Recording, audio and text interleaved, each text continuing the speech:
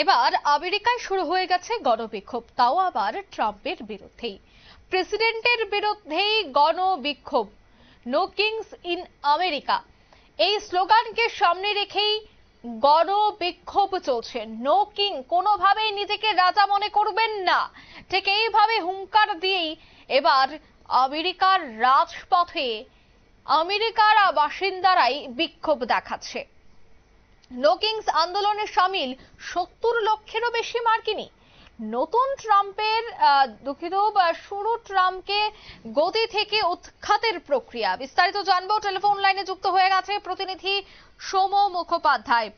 সোম, কি মনে হয়, ট্রাম্পকে গদি থেকে উৎখাত করার এবার প্রক্রিয়া শুরু হয়ে গেছে?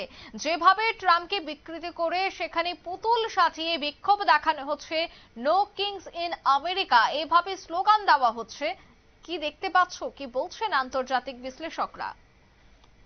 তো ট্রাম্প দাবি করছেন যে তিনি 8টা যুদ্ধ থামিয়ে 9টা যুদ্ধ থামানোর চেষ্টা করছেন, কিন্তু বাস্তবটা হচ্ছে তার নিজের দেশেই গৃহযুদ্ধ মতো পরিস্থিতি তৈরি হয়েছে।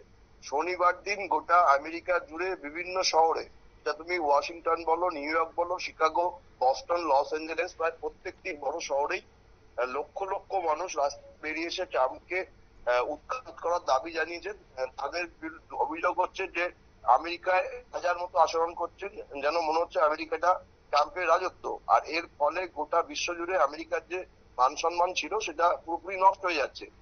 এবং পাশাপাশি গত 17 দিন ধরে আমেরিকাতে শাটডাউন চলছে। দ্য বিগ ডিল বলে যে বিলটা নিয়ে এসেছিল ট্রাম্প, যার জন্য এলন মাস্কের সাথে তার বন্ধুত্বর বিচ্ছেদ হয়েছিল, সেই বিলের কারণে গত 17 দিন ধরে প্রশাসনের ক্ষেত্রে জরুরি নয় এমন পরিষেবাগুলো অর্থের অভাবে বন্ধ হয়ে গেছে।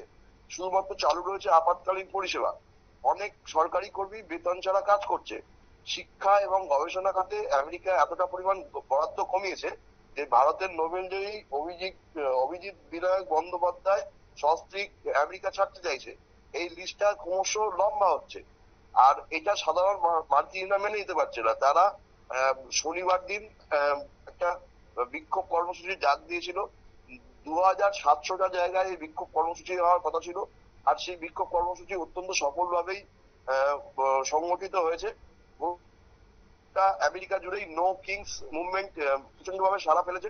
স্বতঃস্ফূর্তভাবেই মানুষ রাস্তায় নেমেছে। প্রায় এটা জানা যাচ্ছে 70 লক্ষের বেশি মানুষ রাস্তায় জমা করে ট্রাম্পকে উৎখাত করার দাবি জানিয়েছে।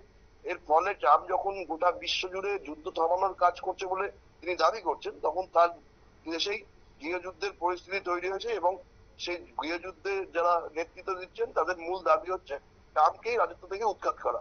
এবং তারা আমেরিকায় কোনো রাজা নেই বলে স্লোগান দিয়েছে।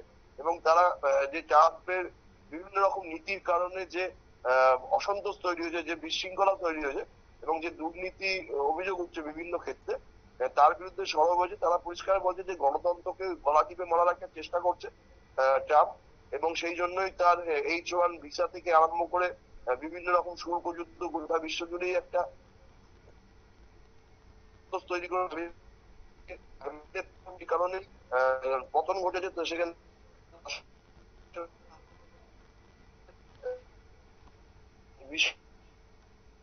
বিশ্বের বিভিন্ন দেশের সাথে নিত্য প্রয়োজনীয় জিনিসের দাম বাড়ছে, এবং তিল তিল করে যে আমেরিকার ভাবমূর্তি গড়ে তোলা হয়েছিল বিভিন্ন রকম ভাবে, সেটা পুরোপুরি নষ্ট হয়ে গেছে। ফলে ট্রাম্পকে খুব তাড়াতাড়ি গদিচ্যুত করার ডাক দিয়েছে বিক্ষোভকারীরা, যেটা আন্তর্জাতিক মহলের আশঙ্কা যে খুব শিগগিরই মার্কিন সুপ্রিম কোর্টে ট্রাম্পের যে শুল্ক বিষয়ক রায় দেওয়ার কথা, সেটা যদি ট্রাম্পের বিপক্ষে যায়, তাহলে 22শে জানুয়ারি ট্রাম্পের বছর পূর্তি হওয়ার কথা, দ্বিতীয়বার সরকারে বসা। ট্রাম্পের জীবনে আদৌ সেই 22শে জানুয়ারি আসবে কিনা, এটা নিয়ে অনেকে প্রশ্ন তুলছেন। অঙ্কিতা, একদমই ধন্যবাদ।